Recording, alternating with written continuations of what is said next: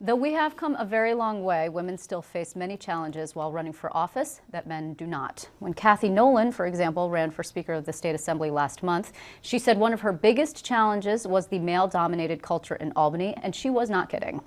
In the State Assembly, men outnumber women by almost 3 to 1. In the State Senate, it is worse. For every woman in that chamber, there are about 5 men. Overall, only a quarter of the legislature is female. And joining me now to discuss this issue is a panel of members who are actually speaking in Albany tomorrow about this very issue. We have state lawmaker and then 3 local lawmakers. Leah Golby is a member of the Common Council in Albany. Marion Porterfield is a member of the Schenectady City Council. Vivian Kornegay is also a member of the Albany Common Council, and then Assemblywoman Pat Fahy is with us as well. Thank you very much, everyone, for being here. Thank you. So, you know, I mean, I think that this is a subject that I really feel strongly about, obviously, having been in this business for quite some time. And we've spoken about it before, Assemblywoman, and I think that it is particularly strongly felt at the state level, as I mentioned, but Leah, at the local level also. Sure, absolutely. So how many women are there on the Common Council? There are 5 women, not including the council president, which would make 6 actually, but there are 15 council members and the council president. So 1/3 of Albany's Common Council are women. And the mayor of Albany is a woman. Yes. We also have mayor of Syracuse is a woman, mayor of Rochester is a woman. I mean, obviously, like I said, women have made great strides, and yet there are a lot of roadblocks, and it's hard to be a woman in elected office. Do you agree? There definitely are challenges. I don't know. Do we not want to talk about them because we don't want to scare anybody off? No, really, it's great. But it is, well, on the local level, I find that it's really rewarding. I mean, while it's difficult, doing the job of a council member, you know, working with our neighbors and working with our colleagues. Definitely the women on the Common Council work very, very well together, and along with our male colleagues as well. But, you know, I think the women really see eye to eye, and it's great to have that working relationship. What do you think, Councilwoman? Everybody here, actually, because I went over everyone's resume before we got here, has a lot of involvement at the local level beforehand. The school board, for example, community involvement. I mean, what was the greatest impediment to then taking that next step for you, Councilwoman? For me, I think probably the greatest impediment was actually within my party in terms of, and it came down to whether they were going to. Because let me just step back and say, originally I was appointed to the council before I ran several times. So it came down to whether they were going to appoint me or appoint a man. It did come down to that originally. And so, you know, that got a little, you know, their conversations did come up a little bit about the gender issue. But actually other conversations came up about the race issue, I have to be frank with you. Yep, an equally difficult issue. Yeah. I mean, these issues are tough to talk about, and sometimes we don't want to talk about them because we don't want to highlight them. I mean, right, so we're sort of in this difficult rock and a hard place situation where we want people to say, it's great that you're a woman, that you're of color, that you're elected, and yet please don't relegate me to that box because I'm so much more than that. So how do you toe that line? It can be a challenge because people are, when they look at you, that is what they see. That when they see me, they see an African American woman, and because my ward is a minority majority ward, then truly that's who they're looking at.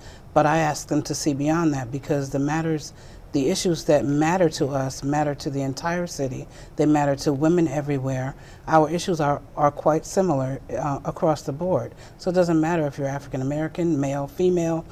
If it matters to one of us, it matters to all of us because our city is only as good as our weakest link.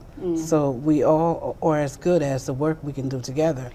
And I just wanted to say, as my colleague said, when Leah said that we as the women on the council work very well together, does not mean that we don't work well with our male counterparts, because we do. We work quite well with them. I just believe that as a freshman on the council, I look to the senior women on the council to give me guidance, only because they have a better understanding of what it is to be an elected woman. You know, also in politics, and I've spoken about this on the show before, you have to learn how to lose. And for women in particular, it's difficult because once you lose, you're like, well, they didn't want me, I'll just go away.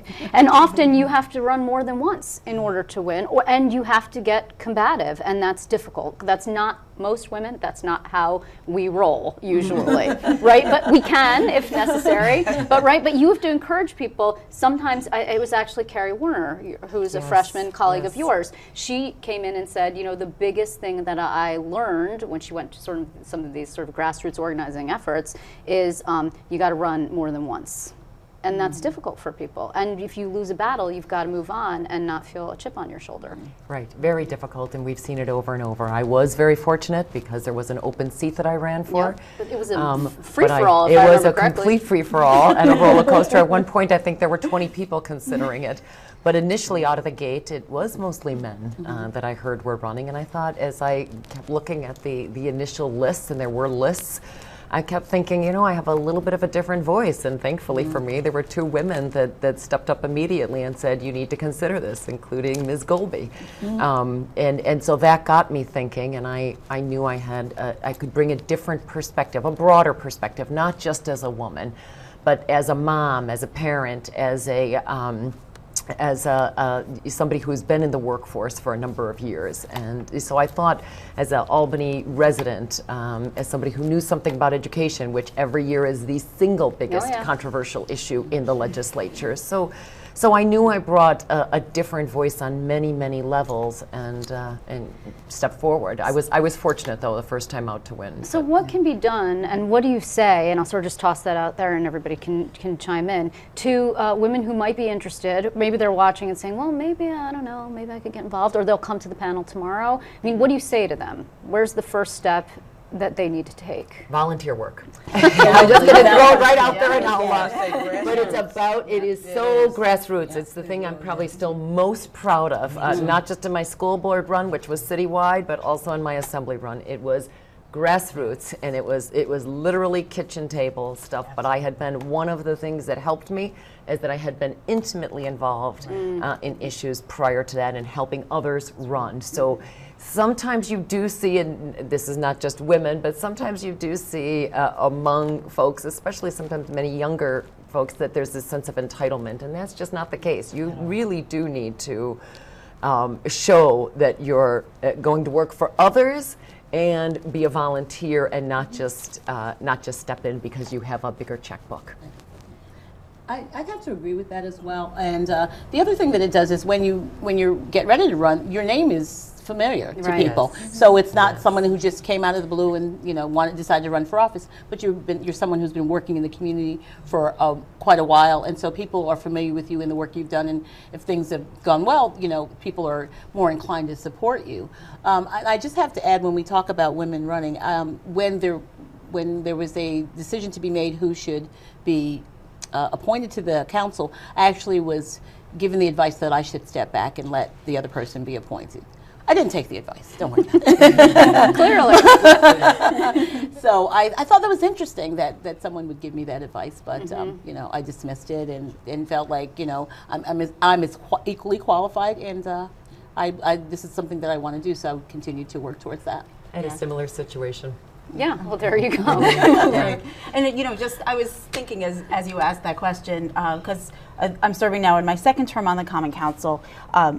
In my first term getting elected, it would not have been possible without the support of many, many people, including Pat Fahy through my first fundraiser for me, and many women and men. But really strong women helping me to get elected. And while I was serving my first term, people come and speak during public comment period, and Ms. Kornegay. It's okay. Kornegay. Vivian. I just call her, and I do just call her Vivian. It's okay. But Vivian would come and speak, and I did not know her, but I was just so impressed as a community member coming out to speak about the issues that were important to her. And when I heard that she was planning on running, I was so happy, and even happier to be serving with her now. Councilwoman, we're almost out of time, but I do want to also touch on this before we go. The money. I think you mentioned it. Fundraisers, a little bit more of an issue at the state level, but certainly you've got to have money to run. For women, difficult, I think, to ask. And for me, I can go out and beg money for anybody. I will ask you, please donate to this cause or that cause. I've never been able to do that for myself. And it was hard for me to make that distinction that I'm really not asking for me personally.